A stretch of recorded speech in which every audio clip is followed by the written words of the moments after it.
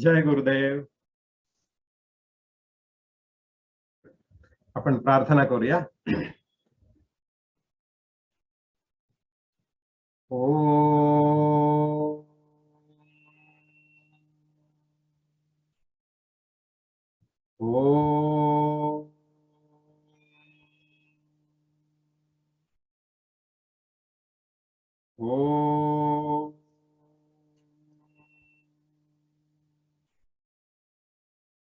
गुरुर्ब्रह्मा गुरुर्विष्णु गुरुर्देवो महेश्वरः गुरु साक्षात् परब्रह्म तस्मै श्री गुरवे नमः.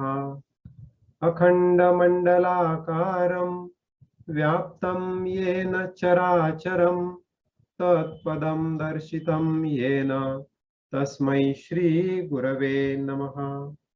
शांताकारं भुजगशयनं पद्मनाभं सुरेशं विश्वाधारं गगनसदृशं मेघवर्णं शुभांगं लक्ष्मीकान्तं कमलनयनं योगिभिर्ध्यानगम्यं वन्दे विष्णुं भवभयहरं सर्वलोकैकनाथं. हरि ओम. श्री गुरुभ्यो नमः. हरि ओम. ओम श्री विश्वेश्वराय नमः. ओम श्री विश्वेश्वराय नमः. ओम श्री विश्वेश्वराय नमः. ओम श्री ऋषि प्रभाकराय नमः. ओम श्री ऋषि प्रभाकराय नमः. ओम श्री ऋषि प्रभाकराय नमः.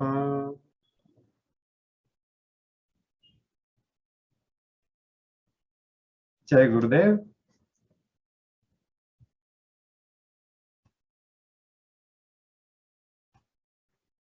तुमच्या सगळ्यांचं आजच्या आपल्या सत्संगामध्ये खूप खूप हार्दिक स्वागत, मनपूर्वक स्वागत.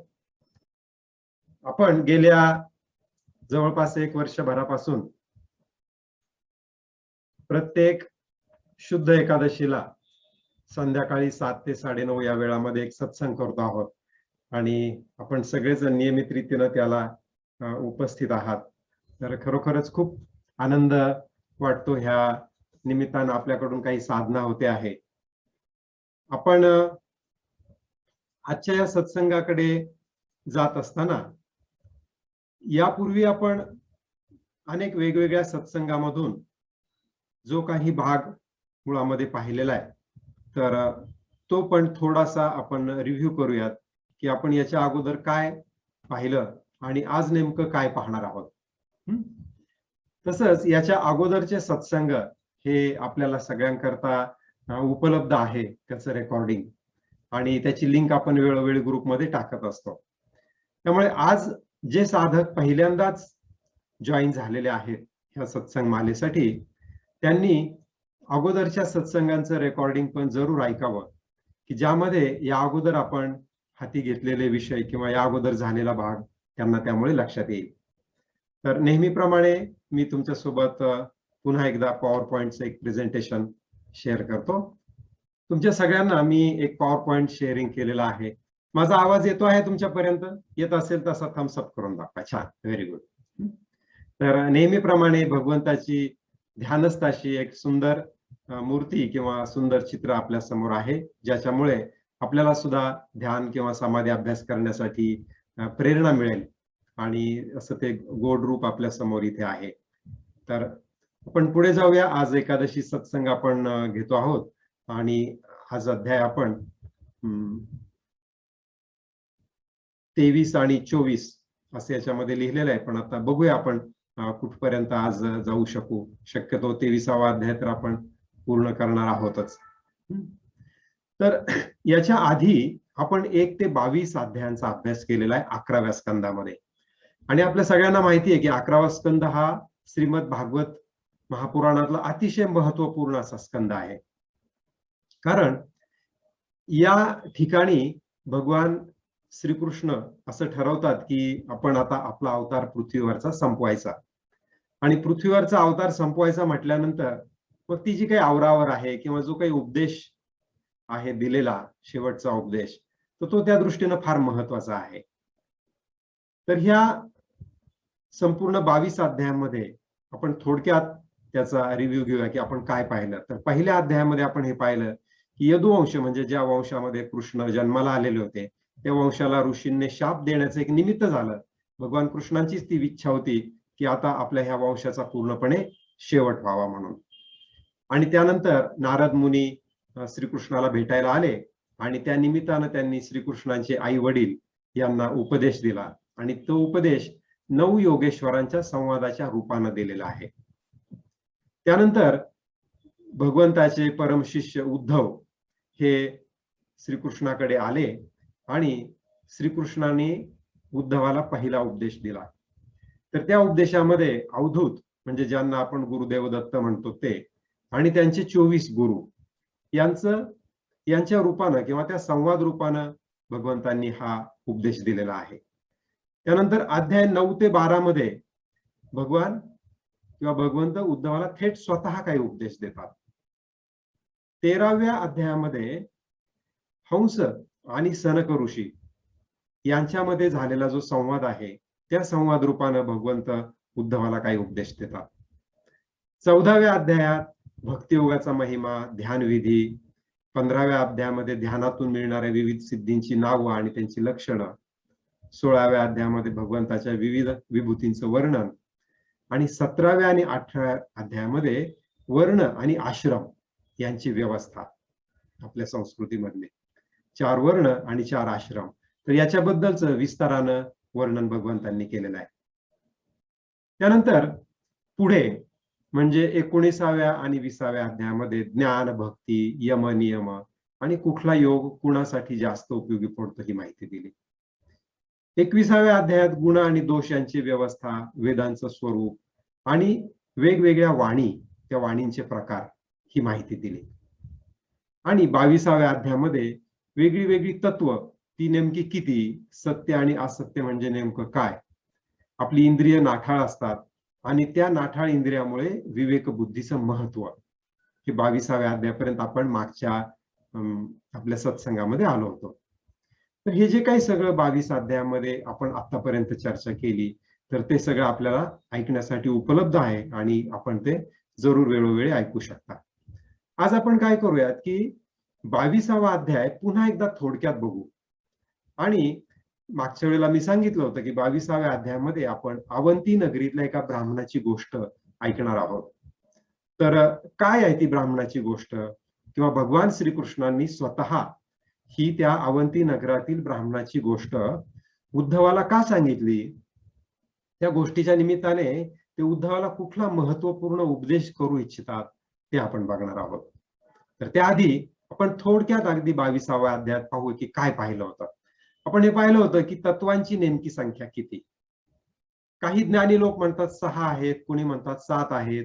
अशा रीतीनं वेगवेगळे लोक वेगळी तत्वांची संख्या सांगत ती 28 पर्यंत जातात. ही तत्व म्हणजे काय, तर जसं आपल्याला माहिती आहे पंचमहाभूते म्हणजे पृथ्वी, आप, तेज, वायू आणि आकाश. म्हणजे आपल्या आजूबाजूला दिसणारं हे विश्व नेमकं किती तत्वांपासून बनलेलं आहे हे जाणणं किंवा त्याचा शोध घेणं म्हणजे ही तत्वांची संख्या शोधण्याचा प्रयत्न करणं आहे. मग अशा रीतीनं ही जी तत्व आहेत ही प्रत्येक जण वेगळी सांगतो. यातलं खरं काय मानायचं, तर भगवंत सांगतात, असाच प्रश्न उद्धवाने विचारल्यानंतर भगवंत सांगतात की याच्यावरती वाद करू नये. कारण ही सगळी तत्व एकमेकांमध्ये प्रवेश करतात. त्यामुळे कुणी कितीही जरी संख्या सांगितली तरी ती बरोबरच असं समजून पुढे जावं. ही तत्व एकमेकात प्रवेश करत असल्यामुळे आपल्याला बुद्धीच्या सहाय्यानं ते काही पण सिद्ध करता येतात. जसं की गीतेच्या वर्गामध्ये आपण एका ठिकाणी पाहिलं की अष्टधा प्रकृती म्हणजे 8 तत्व आहेत. दुसऱ्या एका ठिकाणी पाहिलं की प्रकृतीची 24 तत्व, म्हणजे आपण 8 पण म्हणालो आणि 24 पण म्हणालो. तर जसं जसं आपण जास्त विस्तारामध्ये जातो तशी आणखीन तत्व पण आपल्याला मिळू शकतात. पण खरं तर प्रकृती आणि पुरुष ही त्यातली खरी प्रधान तत्व ज्याच्यापासून ही सृष्टी बनलेली आहे. तर त्यानंतर आपण हे पाहिलं की सत्य आणि असत्य.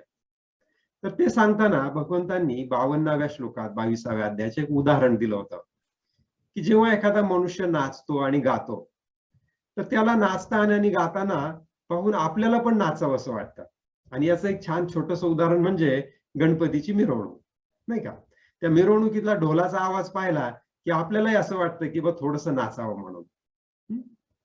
म्हणजे खरं तर स्वतः जीव हा निष्क्रिय आहे. परंतु तो काय करतो? गुणांचं अनुकरण करतो. आपल्या आजूबाजूला जे घडतं आहे, त्याच्यासोबत तो एकरूप होऊ पाहतो. पण हे कसं असतं, की जसं समजा एखाद्या तलावाचं पाणी आहे आणि वाऱ्यानं ते पाणी हललं, तर त्या पाण्यामध्ये ज्या झाडांचं प्रतिबिंब आहे, ते प्रतिबिंब पण आपल्याला हलल्यासारखं वाटतं. पण खरं तर त्या प्रतिबिंबाप्रमाणे ती झाडं हलत असतात का? तर नाही. म्हणजे त्या प्रतिबिंब हलल्यामुळं झाडाचं हलणं जसं खोटं आहे, तसंच आपल्या आत्म्याला जो विषयांचा अनुभव येतो. जसं की आपण म्हटलं, की ढोलाचा आवाज येतो, लोक नाचताना दिसतात आणि तो त्या विषयांचा आपल्याला अनुभव येऊ लागतो. तर आत्म्याला तो येणारा विषयांचा अनुभव, तो सुद्धा त्या झाडांचं हलणं जसं खोटं आहे, तसाच हा अनुभव सुद्धा काय आहे? खोटा आहे. कारण आपला आत्मा किंवा आपला जीव हा निष्क्रिय आहे. हं. तर याच्याबद्दलच आणखीन पुढे सांगतायत भगवंत, की त्यामुळे म्हणजे आत्मा निष्क्रिय असल्यामुळे किंवा अकर्ता असल्यामुळे तू ह्या नाठाळ इंद्रियांनी विषयांचा उपभोग घेऊ नकोस, असं ते 22व्या अध्यायात 56व्या श्लोकात सांगतात. कारण का नको घेऊ? कारण आत्म्याच्या अज्ञानानं हा भासणारा एक भ्रम आहे. जशी झाडं हलताना दिसतात, तसा तो हे जे विषय आहे, त्या विषयातून आपल्याला आनंद मिळतोय, हा भ्रम आहे. आणि त्याच्यासाठीचं एक उदाहरण म्हणून पुढे ते 58व्या श्लोकात सांगतात, की दुर्जनांनी जरी वेगळ्या-वेगळ्या प्रकाराने त्रास दिला, जसं की अपमान करणं, उपहास करणं, निंदा करणं, शारीरिक त्रास देणं आणि अशा पद्धतीनं चित्त विचलित करण्याचा प्रयत्न जरी केला, तरी ज्याला स्वतःचं कल्याण करून घ्यायचंय त्याने विवेकबुद्धीनं वागावं. म्हणजे आता इथे भगवंत दुसऱ्या प्रकारचा इंद्रियांचा आणि विषयांचा संबंध आपल्याला त्याचं विश्लेषण करतायत. आपण नेहमी इंद्रियांनी विषयांचा उपभोग घेणं म्हणजे काय पाहतो? की आनंददायक असणारा जो उपभोग आहे, त्याच्याबद्दल आपण पाहतो. आपण खाण्याच्या वस्तू पाहतो, दृष्टीचे सुख पाहतो, कानानं मिळणारं संगीताचं सुख पाहतो.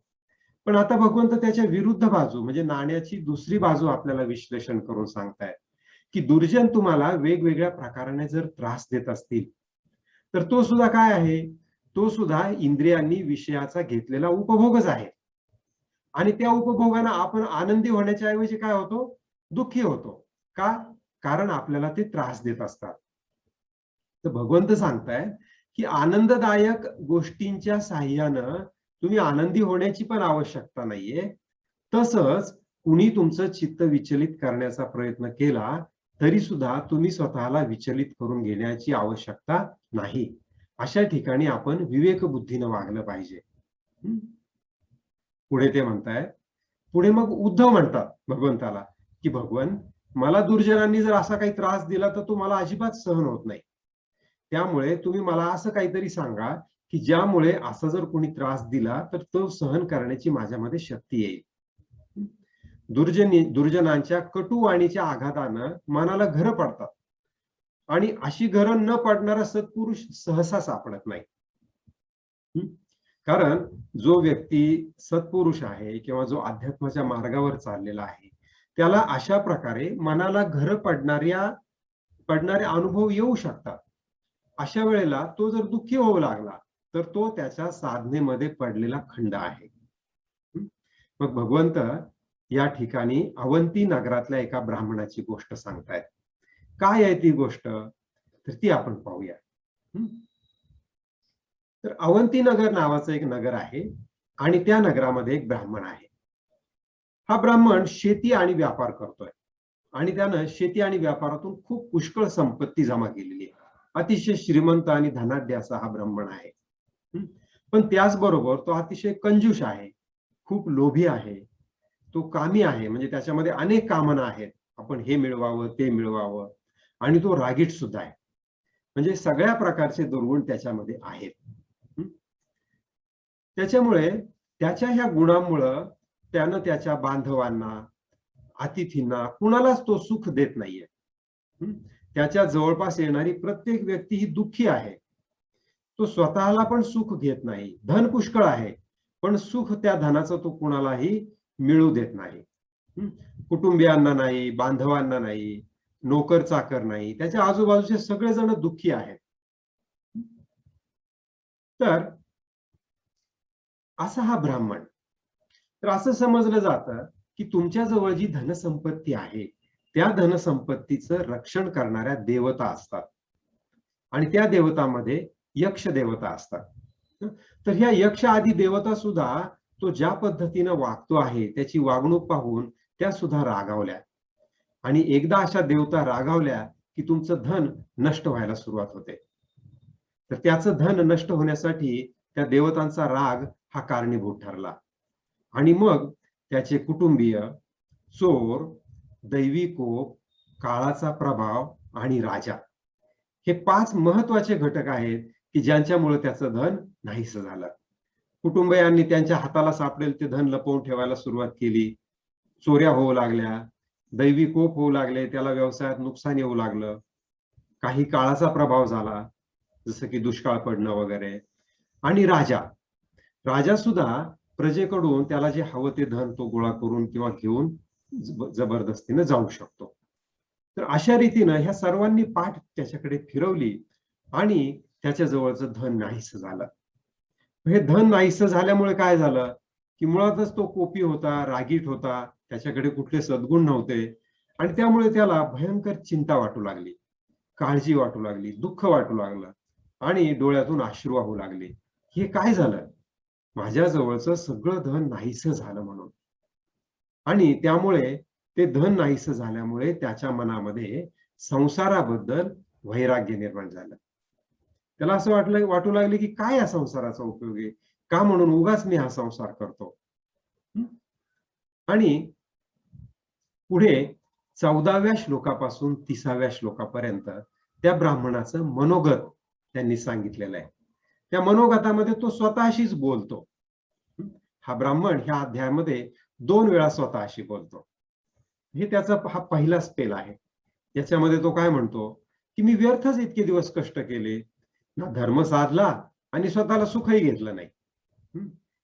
कंजूषाला खरोखरच धनापासून सुख मिळू शकत नाही. तो कष्टाने मिळवतो, मिळवल्यानंतर त्याच्या रक्षणाची चिंता करतो आणि त्या धनापासून तो कुठला धर्म करत नाही, शेवटी नरकात जातो. असं तो स्वतःशीच बोलू लागतो. आणि मग तो म्हणतो की खरोखर अर्थामुळे म्हणजे धनसंपत्तीमुळे 15 प्रकारचे अनर्थ माणसाकडे येतात. त्यानं त्याची यादीच तयार केली. कुठले 15 अनर्थाची यादी तयार केली त्या ब्राह्मणानं? चोरी, म्हणजे त्याच्याकडे येणाऱ्या धनाची चोरी होते. चोरीच्या निमित्तानं हिंसक घटना घडतात, खोटं बोलणं घडतं, दंभ निर्माण होतो, कामना निर्माण होतात, क्रोध निर्माण होतो, गर्व येतो, अहंकार येतो, भेदबुद्धी निर्माण होते, वैरभाव येतो, अविश्वास येतो, स्पर्धा निर्माण होते. त्यानंतर लंपटपणा, जुगार, मद्य, हे सगळे 15 प्रकारचे त्यांनी अनर्थांची यादी केली. हे 15 अनर्थ कशामुळे येतात? तर संपत्तीमुळे येतात. पुढे तो म्हणतो की ज्याला खरोखरच स्वतःचं कल्याण करून घ्यायचं आहे, त्यानं काय केलं पाहिजे? ह्या अर्थ नावाचा अनर्थ 2 हात लांबच ठेवावा. म्हणजे अगदीच धनसंपत्ती आपल्याकडे नसावी असं नाही, परंतु त्याला थोडंसं अंतरावरती पण ठेवलं पाहिजे. त्याला अगदीच आपण कमरेवरती घेऊन किंवा गळ्यात घालून मिरवू नये. आपले सगळे बांधव, आपले मित्र हे धन नसताना स्नेहबंधनात असतात.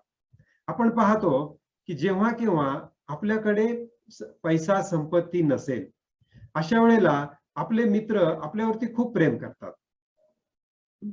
परंतु जेव्हा खूप धनसंपत्ती येते, तेव्हा मित्र सुद्धा काय व्हायला सुरुवात होते? दुरावायला सुरुवात होतात.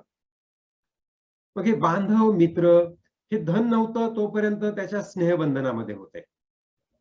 आणि धन आल्यानंतर हे जे आपल्यावरती प्रेम करणारे होते ते आपल्यापासून दुरावले, शत्रू झाले, त्यांना आपल्याबद्दल राग निर्माण झाला आणि मग असे लोक शेवटी मैत्री तोडून त्याला जीवावर उठले, त्याचा अनुभव आला. देवांनीही हेवा करावा असा मनुष्य जन्म आणि त्याच्यातही श्रेष्ठ असं त्याला ब्राह्मणत्व प्राप्त झालं, म्हणजे तो ब्राह्मण घरामध्ये जन्माला आला. मग असं होऊन सुद्धा त्यानं काय केला, की ह्या मनुष्य जन्माचा अनादर केला आणि आपल्या खऱ्या स्वार्थाला काय केलं त्याने, तिलांजली दिली. तर खरा स्वार्थ म्हणजे काय? खरा स्वार्थ म्हणजे जे केल्यामुळे आपल्या आयुष्यातील सगळ्यात मोठं ज्ञान आपल्याला मिळेल, सगळ्यात मोठा धर्म आपल्याकडून मिळेल आणि आपल्याला खरोखर मुक्तीचा अनुभव प्रत्येक क्षणाला येईल, त्याला खरा स्वार्थ म्हणायचं. आणि त्यामुळेच त्याला परम अर्थ म्हटलेले. आपण म्हणतो ना परमार्थ. तर परमार्थ म्हणजे काय? परमार्थ म्हणजे खरा स्वार्थ, की जिथे आपण आपल्या आत्मिक उन्नतीचा खरा विचार करतो. तर अशा रीतीनं त्या खऱ्या स्वार्थाला जे तिलांजली दिली, म्हणजे तिलांजली दिली म्हणजे त्याच्याकडे दुर्लक्ष केलं. तर असा हा खरा स्वार्थ कधी साधला जातो? तर मनुष्य जन्म मिळाल्यानंतर आणि त्यातही श्रेष्ठ असं ब्राह्मणत्व मिळाल्यानंतर. तर ब्राह्मणत्व याचा अर्थ असा नाही की केवळ ब्राह्मण कुटुंबामध्ये जन्म घ्यावा. ब्राह्मणत्व याचा अर्थ असा की आपल्याला खरं ज्ञान मुक्तीचं ब्रह्मज्ञान प्राप्त होणं म्हणजे ब्राह्मणत्व, जे की आपण आपल्या या सत्संग मालेतून घेत आहोत, गीतेच्या वर्गातून घेत आहोत. तर असं ब्राह्मणत्व, असा मनुष्य जन्म मिळाल्यानंतर आपण त्याचा आदर केला पाहिजे, ही या श्लोकातून भगवंत इथे सांगतायत. तर अशा रीतीनं अनादर करून अशुभ गतीला जाऊ नये. तर या ठिकाणी तो ब्राह्मण मनोगत व्यक्त करतोय किंवा तो स्वतःच काय करतो आहे, थोडंसं आत्मचिंतन करतोय.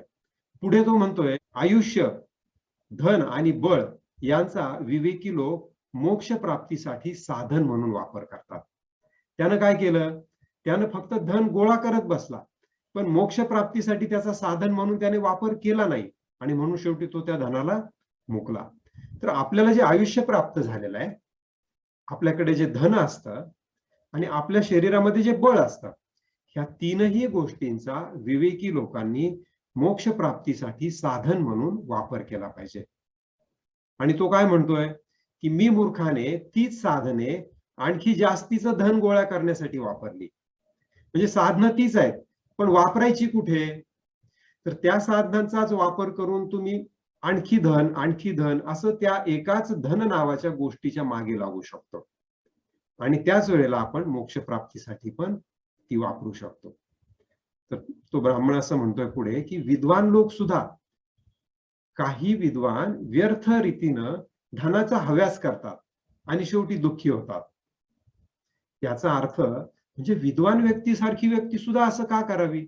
मूर्खांनी असं केलं तर एक वेळ ठीक आहे, पण विद्वान सुद्धा असं करतात, याचा अर्थ निश्चितच हा संसार कुणाच्या तरी मायेने मोहित झालेला आहे. या संसारावर कुणीतरी माया टाकलेली आहे, मायेचं जाळं फेकलेलं आहे आणि त्या जाळ्यामध्ये चांगले चांगले लोक सुद्धा अडकतायत. काय असेल बरं हे?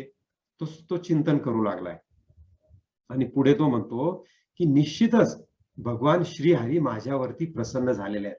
बघा काय झालंय, खरं तर त्याची धनसंपत्ती सगळी हिरावून गेलीये आणि धनसंपत्ती हिरावलेली असताना तो काय म्हणतोय आत्मचिंतन करताना, की निश्चितच भगवंत माझ्यावरती प्रसन्न झालेले आहेत आणि म्हणूनच त्यांनी मला या दशेला आणलं. माझी धनसंपत्ती हिरावून नेली, माझे कुटुंबीय हिरावून नेले, मित्रमंडळी हिरावून नेली, हे सगळं होण्यामागे काहीतरी चांगला संकेत आहे. त्यांनी मला वैराग्य दिलंय. याच्यामध्ये काय निर्माण झालंय? वैराग्य निर्माण झालंय. तो म्हणतोय जे झालं ते बरंच झालं. मला त्यामुळे काय झालं?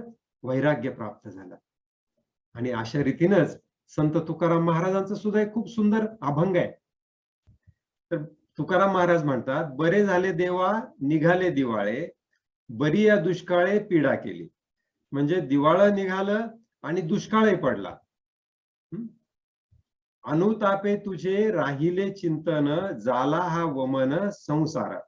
म्हणजे हे सगळं झाल्यामुळं, दिवाळं निघालं, दुष्काळ आला, याच्यामुळे काय झालं की मला तुझं चिंतन करायला वेळ मिळाला आणि या संसाराबद्दल काय झालं, तिरस्कार निर्माण झाला. झाला हा वमन संसार. बरे झाले देवा बाईल कर्कशा. म्हणजे माझी बायको भांडकुदळ निघाली, हे बरं झालं. त्याच्यामुळे माझी जनामध्ये दुर्दशा झाली, 4 लोकांमध्ये माझं नाव थोडंसं खराब झालं.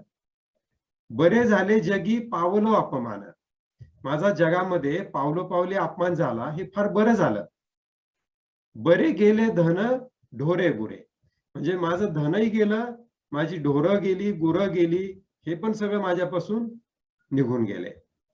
बरे झाले नाही धरिली लोक लाज, बरालो तुझं शरण देवा. आणि एवढं सगळं झाल्यानंतर कुठलीही मी लाज न धरता मी तुला शरण आलो, हे खूप बरं झालं. बरे झाले तुझे केले देवा येईल, म्हणजे तुझा मी भंडारा केला, हे फार बरं झालं. लेकरे बाईला उपेक्षिली, मी बायकोकडे आणि मुलांकडे दुर्लक्ष केलं. तुका म्हणे बरे व्रत एकादशी, केले उपवासी जागरण. म्हणजे तुकाराम महाराज म्हणतायत की मला पुष्कळ वेळेला असं होतंय की व्रत एकादशी होतं म्हणजे काय, की घरामध्ये खायला अन्न नसतं, इतकी वाईट परिस्थिती येते. पण ते सुद्धा बरं झालं, त्याच्यामुळे मला उपवास घडतो आणि उपवासामुळे मला जागरण करता येतं, आणि त्या जागरण झाल्यामुळे मला तुझं नाव घ्यायला व्यवस्थित वेळ मिळतो, जागर राहता येतं. म्हणजे अशा रीतीनं तो जो ब्राह्मण तिथे श्रीकृष्ण जी गोष्ट सांगतायत उद्धवाला, त्या गोष्टीतल्या ब्राह्मणाला जो अनुभव आला, तोच अनुभव तुकाराम महाराज पण स्वतःचा सांगतायत की बरं झालं. तो पण म्हणतोय की माझं धन गेलं हे बरंच झालं म्हणून. का म्हणत असावेत बरं हे लोक असं, किंवा त्याच्यातून हे काय म्हणजे सकारात्मक संदेश काय घेताय? तर पुढे तो ब्राह्मण सांगतो की ते वैराग्यच आत्म्याला संसार सागरातून पार करणारी नाव म्हणून काम करतात. ह्या वैराग्यामुळे या सागरातून आपण पलीकडे जाऊ शकतो. काय की विराग भाव मनामध्ये निर्माण होणं आवश्यक आहे. आता माझ्या शिल्लक आयुष्यामध्ये मी काय करेल, आत्मलाभातच संतुष्ट राहील. आत्मलाभात म्हणजे माझ्या स्वतःची आत्मिक उन्नती जिथे कुठे होईल त्यामध्ये मी संतुष्टता शोधेल आणि आपल्या परमार्थाबद्दल सावध होईल. 29वा श्लोक चाललेला आहे हा 23व्या अध्यायातला, की मी माझ्या परमार्थाबद्दल आता इथून पुढे तरी सावध होईल. झालं गेलं ठीक आहे, गंगेला मिळालं. तीनही लोकांचे स्वामी माझ्या या संकल्पाला संमती देवोत. तर मी असा संकल्प करतोय, मला सगळ्यांनी आशीर्वाद द्यावेत अशी त्याची इच्छा आहे. आणि त्या ब्राह्मणाचं जे मनोगत होतं, त्या मनोगताचा पहिला भाग इथे पूर्ण झाला. श्रीकृष्णानेच हे मनोगत सांगितलंय उद्धवाला, आणि भगवान कृष्ण ती गोष्ट पुढे सांगायला सुरुवात करतात. भगवंत म्हणतात की अशा प्रकारे त्या ब्राह्मणाने मनोमन निश्चय केला.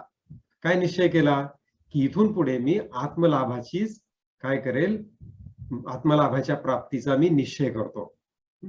मी माझेपणाची गाठ मी सोडून टाकेल किंवा तोडील, म्हणजे हा मी आहे आणि काहीतरी माझं आहे, या दोन्ही गोष्टी मी सोडून देईल. अहंकार पण सोडेल आणि हे काहीतरी माझं आहे, हा जो माझा अधिकार मी सांगतो तो अधिकार पण मी सोडेल. हे दोन्ही सोडल्यामुळे काय होईल, तर मग मी शांत होईल आणि शांत होऊन मौन धारण करेल. तर हे सगळं करून त्यानं काय केलं, मौन धारण केलं आणि त्यानं संन्यास व्रत स्वीकारलं. कुठलीही आसक्ती ठेवली नाही. मन, इंद्रिय आणि प्राण यांना त्याने वश करून घेतलं आणि तो पृथ्वीवर स्वच्छंदपणे वागू लागला, किंवा स्वच्छंदपणे पृथ्वीवरती तो विहार करू लागला संन्यास आश्रम स्वीकार करून. पण म्हणजे आता गोष्ट इथे संपलेली नाही, की आता त्याने जरी असा संन्यास आश्रम स्वीकारलेला असला तरी सुद्धा तो अवधूत आता दिवसेंदिवस अतिशय म्हातारा झाला.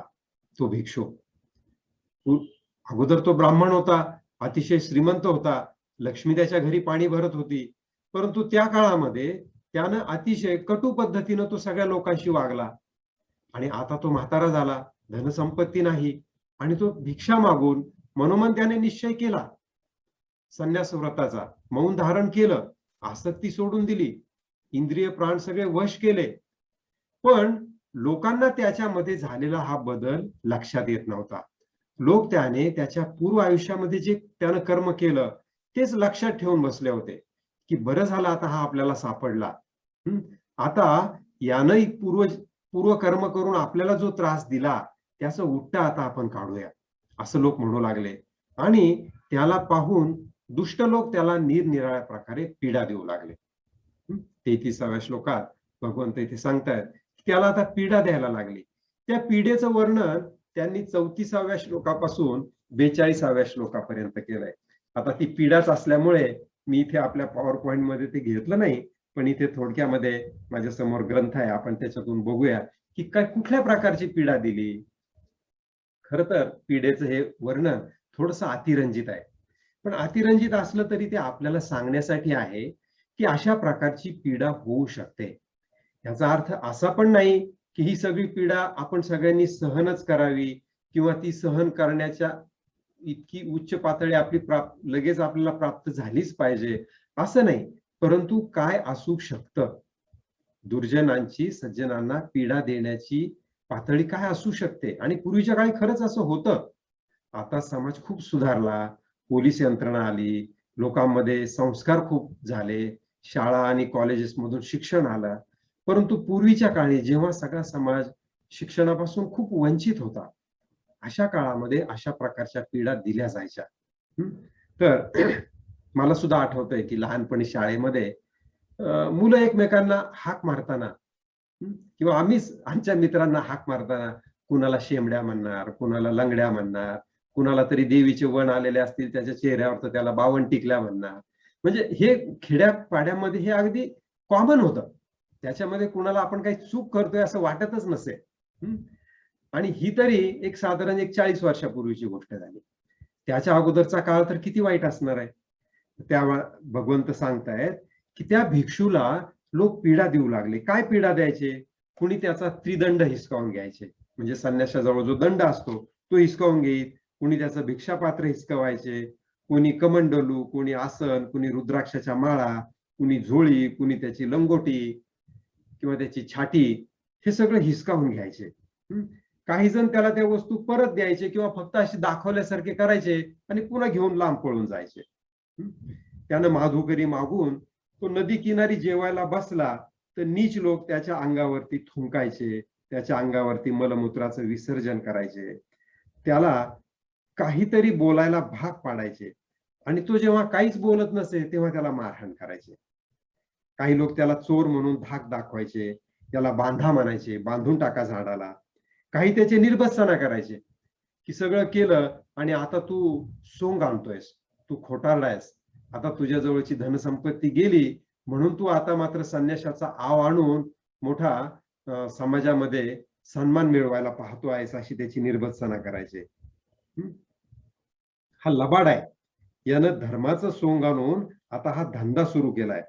हा मोठा खाऊन पिऊन तगडा झालेला मनुष्य आहे, याच्या बाबतीत याच्याजवळ पर्वतासारखं धैर्य आहे, पण हा खोटं काय करतो आहे, नाटक करतोय, असं म्हणून ते त्या मौन धारण करणाऱ्याला बक संन्यासी म्हणून हिणवायचे. म्हणजे बक म्हणजे काय, तर बगळा. बगळा जसा शांतपणे पाण्यामध्ये उभा राहतो, असं वाटतं की याचं ध्यान लागलंय, बक ध्यान. पण त्याला तिथे हवा तो मासा दिसला की पटकन काय करतो, तो त्या चोचीनं तो मासा उचलून घेतो. त्याला बक ध्यान म्हटलं जातं. तर अशा रीतीनं ते त्याची निर्भत्सना करू लागले. कुणी त्याचा उपहास करायचे. काही लोक पाळीव पक्ष्यांना जसं बांधतात आणि पिंजऱ्यामध्ये बंद करतात, तशा पद्धतीनं त्याला सुद्धा कुठेतरी बंद करून ठेवायचे. ताप, थंडी, ऊन, दुर्जनांनी केलेला अपमान याच्यामुळे त्याला भौतिक पीडा सहन कराव्या लागायच्या. परंतु हे सगळं म्हणजे आपल्या पूर्व कर्माचं फळ आहे आणि आपण ते भोगलंच पाहिजे, असं समजून तो आपल्या धर्माशी एकनिष्ठ राहायचा.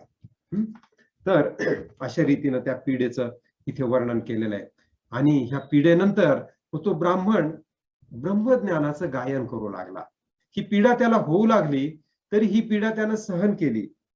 तो स्वतःच्या स्वधर्माशी एकनिष्ठ राहिला आणि तो ब्रह्मज्ञान गायन करू लागला.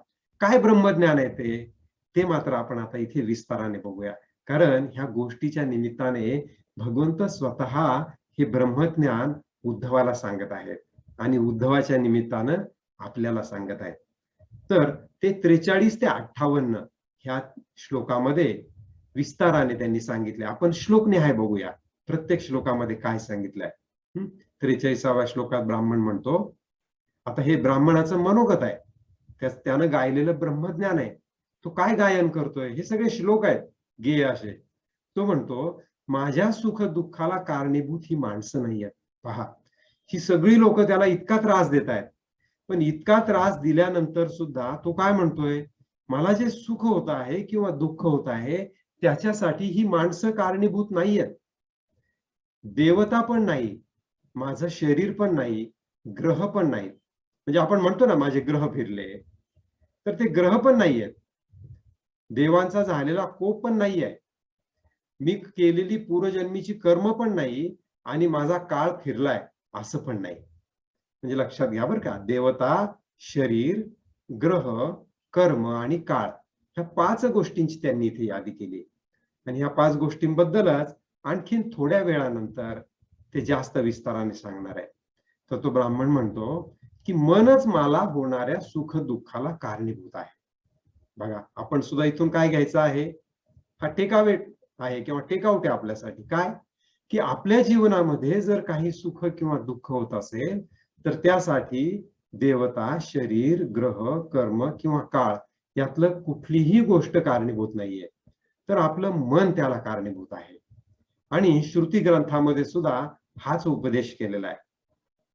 हे मनच आपल्या जीवाला ह्या संसार चक्रामध्ये फिरवीत असतं. आणि त्याच्याबद्दल पुढे विस्ताराने आपल्याला 51व्या श्लोकामध्ये ह्या 5 गोष्टींबद्दल सांगितलंय. पण सध्या तो ब्राह्मण म्हणतो 44व्या श्लोकामध्ये की हे अतिशय बलवान असणारं मन काम, क्रोध इत्यादी विकार निर्माण करतात. समजा त्या लोकांनी त्रास दिला, तो त्रास दिल्यानंतर त्याला जर क्रोध निर्माण झाला तर तो क्रोध कोणी निर्माण केला? त्या बलवान मनानं निर्माण केला. आत्म्याला क्रोध निर्माण होत नाही. एखाद्या गोष्टीची कामना निर्माण होत असेल, ती कामना कोण निर्माण करतो? तर ते मनच निर्माण करतात. आपण गीतेच्या वर्गामध्ये रथचित्राच्या उदाहरणामध्ये आपण मनाची भूमिका नीट समजावून घेतली होती. तर ते मन काम आणि क्रोध इत्यादी विकार निर्माण करतं. आणि त्यामुळे काय होतं की सात्विक, राजसिक आणि तामसिक अशी वेगळ्या वेगळ्या प्रकारची कर्म आपल्या हातून घडतात. ती पण मनामुळेच.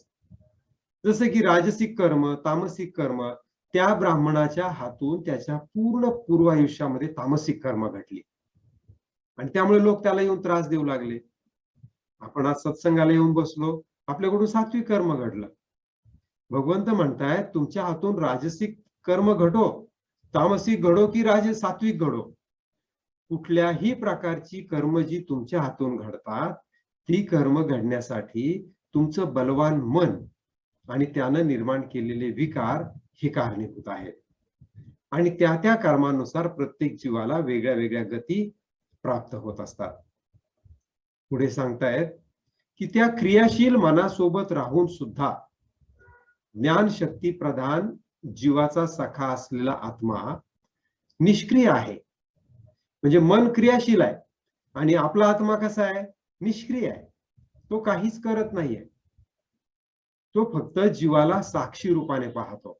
जीव म्हणजे ही जी आपली सगळी यंत्रणा आहे ती मन, बुद्धी, अहंकार, त्यानंतर आपल्या शरीरात असलेले प्राण, पंचमहाभूतापासून तयार झालेले शरीर, हे सगळं मिळून हे जे उपभोग घेणारी ही जी काही एक वस्तू तयार झालेली आहे, या वस्तूला आत्मा कसा पाहतो? तर साक्षी रूपाने पाहतो, थर्ड पर्सन सारखा.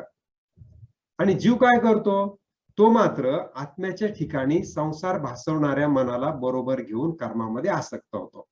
आता हे शब्द जरा त्या भागवतामधले आहेत त्यामुळे थोडेसे जड वाटतील, पण आपण डायरेक्टली त्याच्या अर्थाकडे जाऊया की तो आत्मा सुखांचा उपभोग घेत संसारात बांधला जातो. म्हणजे याचा अर्थ अगदी सोपा आहे की एखाद्या गोष्टीचं सुख मिळत असेल तर आपल्याला असं वाटतं की ते सुख मला मिळत आहे. एखाद्या गोष्टीतून दुःख प्राप्त होत असेल तर आपल्याला वाटतं ते दुःख मला होत आहे. तर मला सुख होत आहे किंवा मला दुःख होत आहे याच्यापासून आपण थोडंसं बाजूला जाणं हा भाग इथे शिकवला जात आहे. तर पुढे सांगतायत की दान, स्वधर्माचं पालन, यमनियमांचं पालन, वेदांचं अध्ययन, सत्कर्म, आपल्या पूर्वजांनी घालून दिलेल्या प्रथा आणि त्यांचं पालन, ही जी सगळी कर्म आहेत ही मनाचा निग्रह करण्यासाठी असतात. कशासाठी ही कर्म? मनाचा निग्रह करण्यासाठी. ही कर्म तुम्हाला थेट मोक्ष प्राप्ती करून देत नाहीत, लक्षात घ्या. दान, स्वधर्माचं पालन, यमनियमांचं पालन, वेदांचं अध्ययन, सत्कर्म आणि प्रथांचं पालन, हे सगळं केल्यामुळे आपल्याला मोक्ष मिळणार नाही. ते कशासाठी आहे? तर ते आपल्या मनाचा निग्रह करण्यासाठी आहे. आणि ही जी मनाची एकाग्रता आहे, हाच परमयोग आहे. त्या ब्राह्मणाच्या ब्रह्मज्ञान गायनाच्या निमित्तानं भगवान श्रीकृष्ण स्वतः ही कथा उद्धवाला सांगतायत, हे ज्ञान उद्धवाला देतायत, की मनाची एकाग्रता हाच सगळ्यात मोठा योग आहे. त्यापेक्षा मोठा योग नाही. हं? पुढे ते म्हणतायत 47व्या श्लोकामध्ये, ज्याचं मन एकाग्र होऊन एकदम शांत झालं. आता इथे लक्षात घ्या, एकाग्र याचा अर्थ कशावर तरी एखाद्या वस्तूवरती एकाग्र करणं असं म्हणायचं नाहीये त्यांना. भगवंतांना म्हणायचंय की मन एकाग्र होणं याचा अर्थ ते तुम्ही ते कुठल्याही गोष्टीनं विचलित न होणं, सुख दुःखानी विचलित न होणं म्हणजे एकाग्र होणं आणि शांत होणं.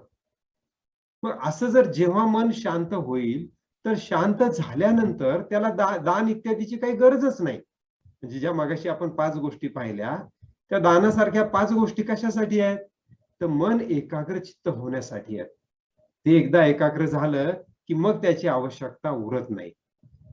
ज्याचं मन चंचल आहे, आळस आणि इत्यादी दोषांनी भरलेलं आहे, त्यानं नुसते दान वगैरे कर्म केली, तरी त्यामुळे त्याला पुण्य मिळेल आणि पुण्यामुळे मोक्ष मिळेल असं काही नाही. त्याचा काही त्याला उपयोग होणार नाही. थोडक्यात काय? तर ह्या सर्व साधनांचा वापर करून आपलं मन आपण नियंत्रित करायला शिकलं पाहिजे. पुढे सांगतायत, मन ताब्यात आल्यानंतर इतर सगळी इंद्रिय आपोआप वश होतात. त्या रथचित्रात आपण पाहिलंय की मन हा लगाम आहे आणि तो 5 इंद्रियांपर्यंत जाऊन पोहोचलेला आहे. ते जर मन ताब्यात आलं, तो जर लगाम आपल्या ताब्यात आला, तर इंद्रिय आपोआप ताब्यात येणार आहे. इंद्रिय रूपी घोडे आपोआप काय होणार आहेत? वश होणार आहेत. इंद्रिय मनाला वश करू शकत नाही. असं उलट कधीच घडणार नाही. इंद्रिय मनाला कधी वश करतील? जर बुद्धी झोपी गेली तर. वश करतील म्हणजे मन कामच करत नाही, ते त्यांना हवं तिकडे धाव घेतील. मन हा बलवानांपेक्षा सुद्धा बलवान असा भयंकर देव आहे. पहा, इथे उपमा तर देवाची दिली, पण पाठीमागे काय म्हणतात? भयंकर देव आहे. पुढे सांगतायत, जो कोणी ह्या मनावर नियंत्रण मिळवतो, तो देवांचाही देव होतो. पहा, इथे 2 गोष्टी त्यांनी आपल्या मनावरती एक गोष्ट ठसवण्यासाठी सांगितल्यात. मनावरती नियंत्रण मिळवणं किती आवश्यक आहे हे आपल्या मनावरती ठसावं म्हणून त्यांनी 2 गोष्टी सांगितल्या. एक सांगितलं, मन हा बलवानापेक्षा बलवान भयंकर देव आहे. आणि दुसरी गोष्ट काय सांगितली? जो कोणी मनावर नियंत्रण मिळवतो, तो देवांचाही देव होऊन जातो. पुढे म्हणतायत, मन हे जिंकण्यास कठीण असा शत्रू आहे. गीतेमध्ये पण सांगितलंय अर्जुनाला कृष्णाने, की अरे अर्जुना, हा मन हे आवरायला कठीण आहे, हे मला माहिती आहे. 6व्या अध्यायामध्ये ध्यानाच्या ध्यान समजावून सांगताना आत्मचिंतन योगामध्ये ते हेच सांगतायत. तेच इथे पण सांगितलंय की मन जिंकण्यास कठीण आहे. त्याला राग, द्वेष, लोभ हे वेग आहेत. वेग म्हणजे काय? तर वेग म्हणजे प्रवाह. तर रागादी जे आहेत षडरिपू, ते तुमच्या मनाला काय करतात? त्या ओढून घेऊन जातात. जसा नदीचा प्रवाह ती नदी ओलांडणाऱ्या एखाद्या व्यक्तीला स्वतःच्या प्रवाहाबरोबर ओढून वाहून घेतात. आपण म्हणतो अमुक माणूस पुरात वाहून गेला. तसेच राग, द्वेष, लोभ हे सगळे जे षडरिपू आहेत, ते सुद्धा काय करतात? माणसाला स्वतःला वाहून घेऊन जातात. त्याची मर्मस्थान घायाळ करतात. त्यामुळे मनाला जिंकल्याशिवायच मूर्ख लोक म्हणजे जे मूर्ख आहेत, ते मनाला जिंकत तर नाहीत आणि न जिंकताच दुसऱ्याशी व्यर्थ भांडणं करतात. आणि मग इतर लोकांना कोणाला शत्रू ठरवतात, कोणाला मित्र ठरवतात, तर कोणाला म्हणतात की हा काहीच कामाचा नाही, हा उदासीन आहे. एखाद्या व्यक्तीला शत्रू, मित्र किंवा उदासीन ठरवणं हे कशामुळे घडतं आहे? तर हे त्यांच्या त्या राग, द्वेष इत्यादी गोष्टींमध्ये वाहून जाण्यामुळे होत आहे. खरं तर कोणीही आपला शत्रू नाहीये आणि कोणीही आपला मित्र नाहीये. 50व्या श्लोकात काय सांगताय? की अविवेकी माणसं ह्या मनकल्पित शरीराला मी आणि माझं मानून हा मी आहे आणि हा कुणीतरी दुसरा आहे, याप्रमाणे शेवट नसलेल्या संसारात भटकत राहतात. हं? एक तर त्याला विवेक नाहीये आणि तो मनापासूनच काहीतरी कल्पना करतो आणि त्या शरीरासोबत स्वतःच्या आत्म्याला बांधून टाकतो.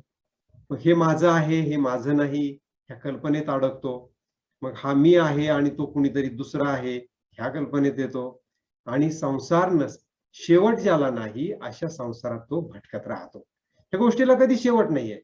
संसाराला कधीच शेवट नाही. हं? त्या संसारात काय राहतो? तो भटकत राहतो म्हणजे दुःखाने ग्रस्त होऊन राहतो. मग कसं याच्यातून बाहेर पडायचं? माझ्या सुख-दुःखाला कारणीभूत ही माणसं नाहीयेत. आपल्या जीवनात जे काही सुख-दुःख येत आहे, जे काही आपल्या जीवनात घडत आहे, त्याच्यासाठी आपल्या आजूबाजूचे लोक, माणसं जबाबदार नाहीयेत. सिद्ध समाधी योगाच्या वर्गात पण आपण हेच शिकतो, की माझ्या सुखाला आणि माझ्या दुःखाला कोण जबाबदार आहे? मीच आहे. तसं इथे सांगतायत, की माझ्या सुख-दुःखाला कारणीभूत ही माणसं नाहीयेत. तो ब्राह्मण ब्रह्मज्ञानाचं गायन करतोय, ब्रह्मज्ञान आहे. माझ्या सुख-दुःखाला देवता कारणीभूत नाहीयेत. शरीर नाहीये, ग्रह नाहीये. तो 43वा श्लोक आपण इथे पुन्हा उद्धृत केलाय. कर्म नाही, काल नाही. मनच त्याला खरं तर कारणीभूत आहे. ते ह्या जीवाला संसार चक्रात फिरवीत असतं. तर ह्या 5 गोष्टी आपल्या दुःखाला कारणीभूत नाहीयेत. तर त्या कशा कारणीभूत नाहीत ते आता इथे विस्ताराने सांगतायत. आपल्याला असं वाटतं की आपलं शरीर आपल्या सुख-दुःखाला कारणीभूत आहे. आपण जरी तसं मानलं तरी लक्षात घ्या की ह्या शरीराचा आत्म्याशी संबंधच नाहीये. सुख-दुःख देणारं आहे भौतिक शरीर आणि भोगणारं कोण आहे? भोगणारं शरीरच आहे. आपल्याला दुःख होतं ते शरीराला होतं, मनाला होतं आणि मन हा शरीराचा एक भाग आहे.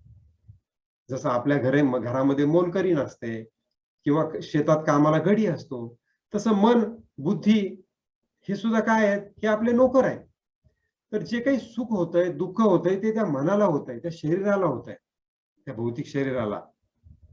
जसं आपल्या दातांनी जर आपली कधी जीभ चावली गेली, तर आपल्याला वेदना होतात आणि त्या वेदनामुळे आपण दुःखी होतो.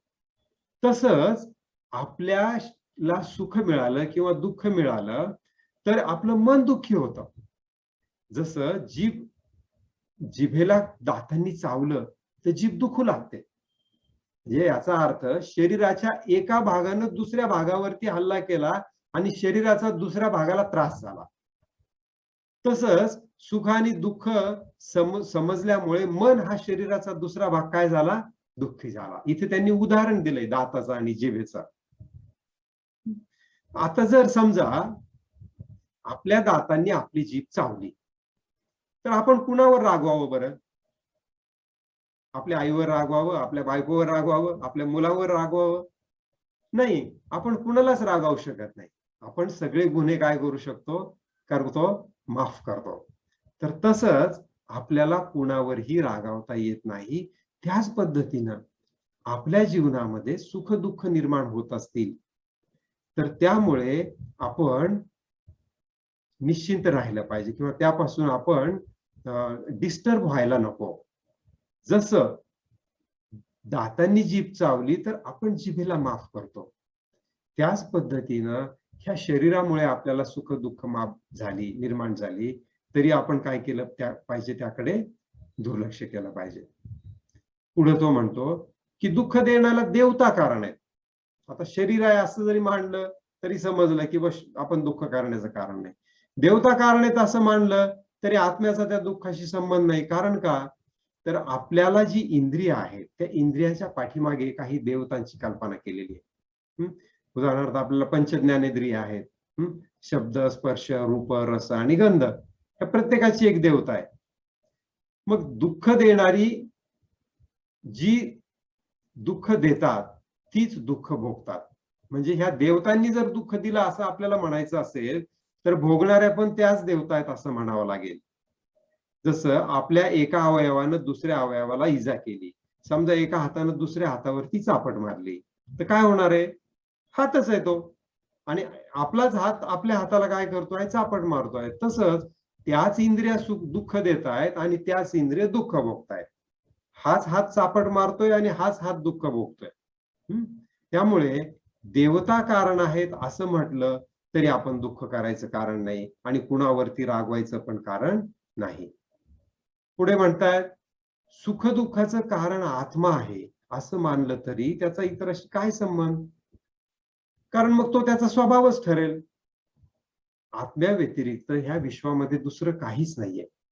बाकीचं जे दिसतं आहे ती काय आहे? माया आहे. मग हे जे काही भासमान आहे ते जर खोटं असेल तर मग सुख दुःख ही सुद्धा काय झाली? खोटी झाली आणि आपल्याला कुठलाही राग करण्याचं कारण नाही. म्हणजे आपल्या सुख दुःखाला आत्मा कारण आहे असंही म्हणता येणार नाही. ग्रहामुळे दुःख होतंय असंही म्हणता येणार नाही. कारण आत्मा तर अजन्म आहे आणि त्या अजन्म आत्म्याला सुख दुःख द्यायला ग्रह कारण ठरू शकत नाही.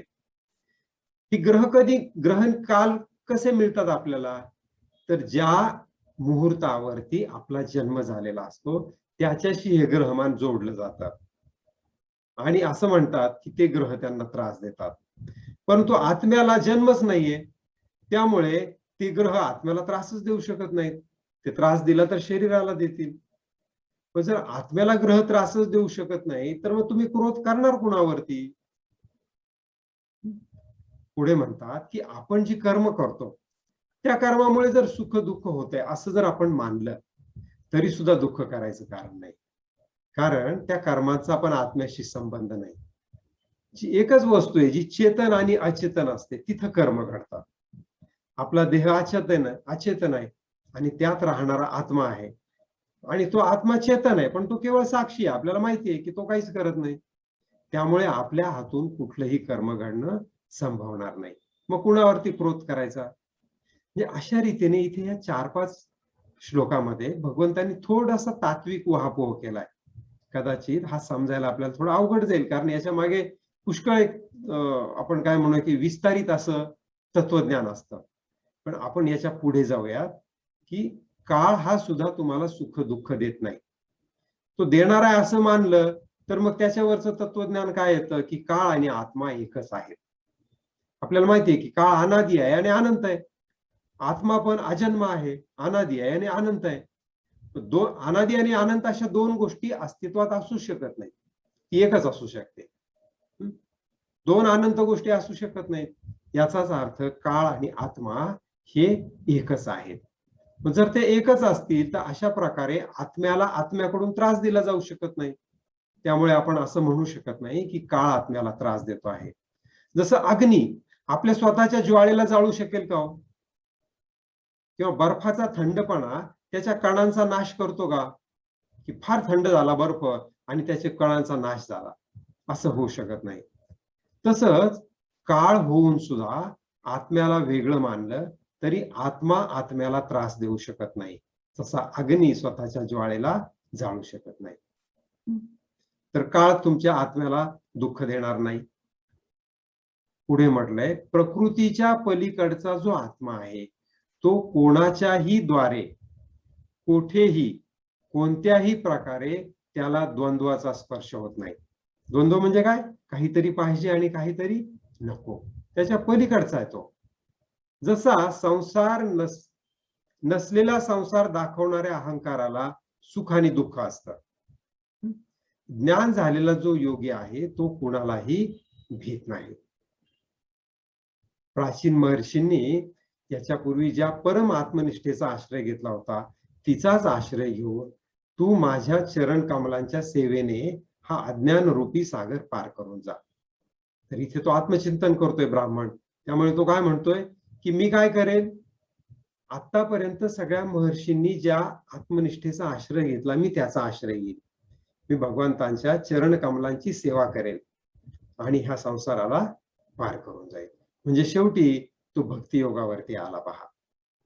आणि मग भगवंत इथे त्या कथेचा शेवट करतात आणि ते म्हणतात की अशा पद्धतीनं त्या ब्राह्मणानं आत्मचिंतन केल्यामुळे त्याचं धन तर नष्ट झालेलं होतच पण त्याचे क्लेश सुद्धा नष्ट झाले.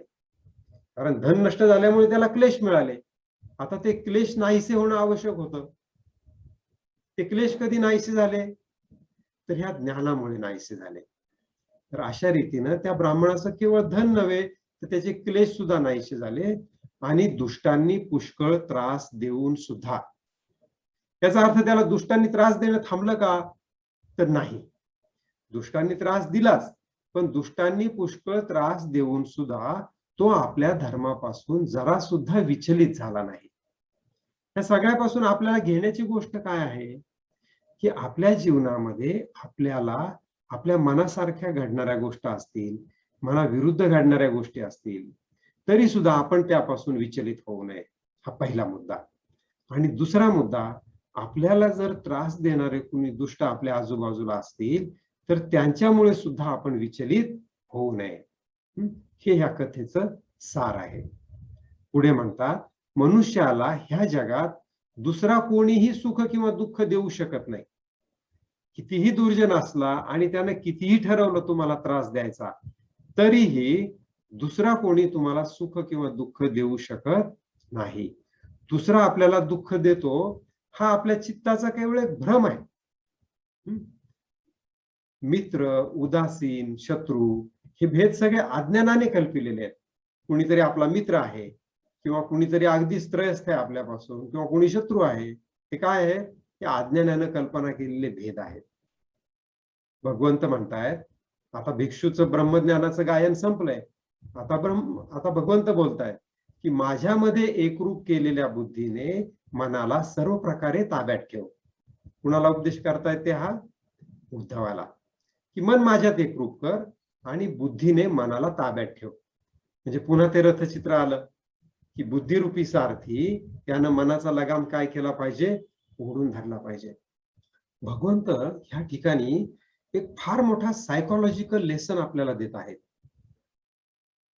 सायकोलॉजी मधला फार मोठा धडा ते आपल्याला शिकवत आहेत.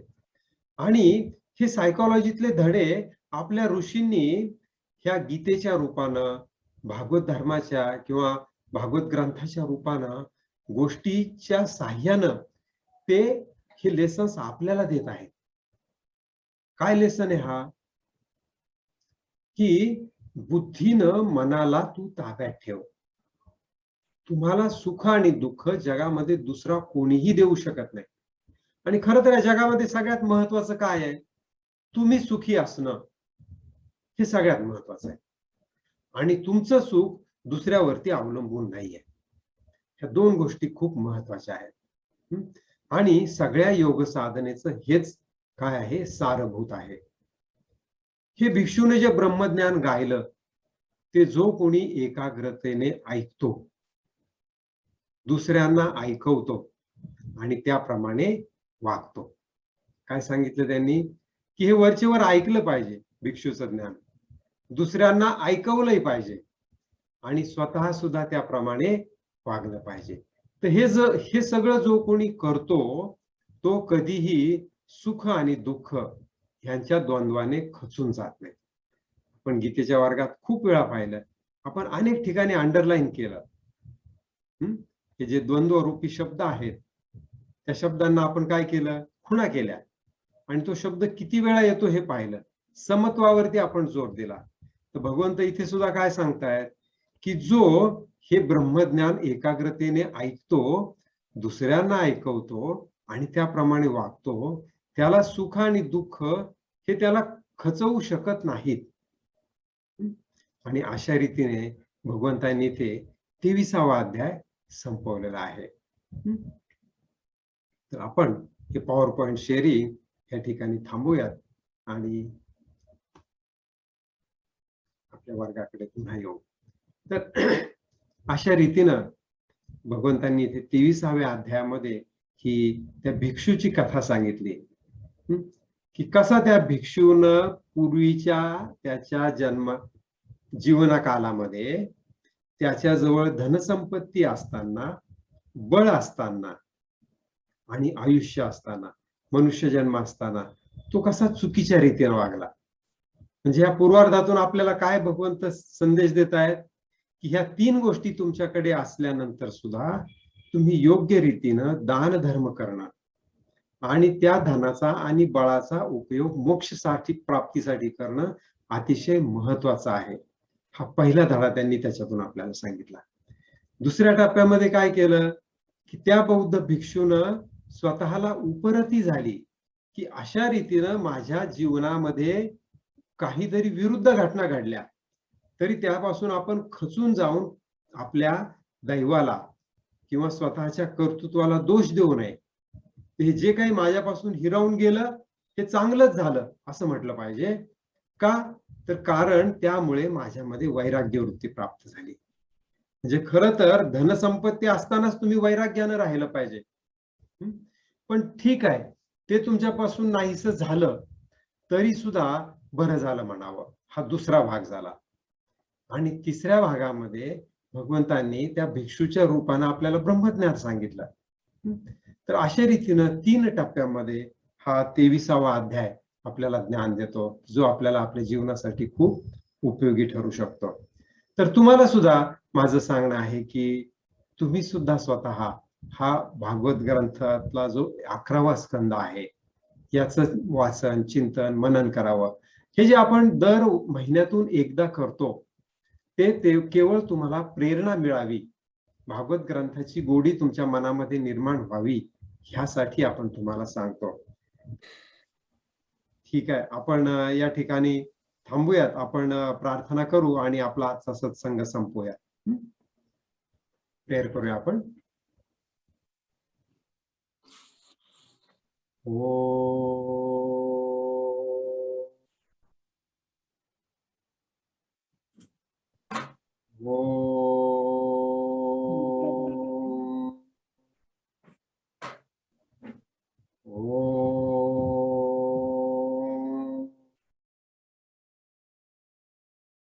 असतो मा सद्गमय तमसो मा ज्योतिर्गमय मृत्योर्मा अमृतं गमय. ओम शांति शांति शांति. हरि ओम. श्री गुरुभ्यो नमः. हरि ओम. ओम श्री विश्वेश्वराय नमः. ओम श्री विश्वेश्वराय नमः. ओम श्री विश्वेश्वराय नमः. ओम श्री ऋषि प्रभाकराय नमः. ओम श्री ऋषि प्रभाकराय नमः. ओम श्री ऋषि प्रभाकराय नमः. जय गुरुदेव.